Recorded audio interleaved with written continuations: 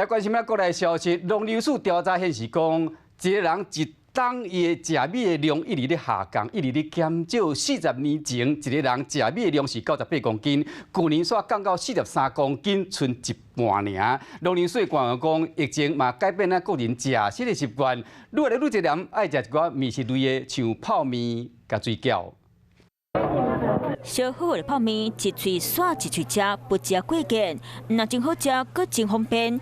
疫情之下，真侪人拢感觉煮水饺、泡面、搁拌面，拢真便利。面也有，都有喜欢吃了，没有煮饭就吃面啊、水饺那些。都是三条这味，是因为超往过台湾，农粮署调查所显示，台湾人每一个人逐年食米量继续变少。来看2017年，台湾人45.43公斤，到2021年变做43.03公斤，减2公斤。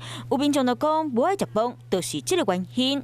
我们家大概有2年也没有吃米了，就是一些健康因素等等的嘛，然后大家都会觉得可能是低 GI 啊的饮食啊，因为所得提升嘛，那国人主食就不一定要吃饭，当然是消费者有一些概念，就是可能是对米食的一个价值的概念，说，是不是吃饭会变胖？因为2020跟2021年这2年，因为疫情的关系，那很多人是居家办公，那在家煮饭的时候，干拌面跟水饺是比较方便的。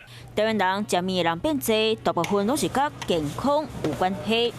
嗨，我是庄宇杰。想要看到更多的新闻内容吗？赶快订阅华视新闻的 YouTube 频道，并且开启小铃铛，跟着宇杰一起看新闻吧。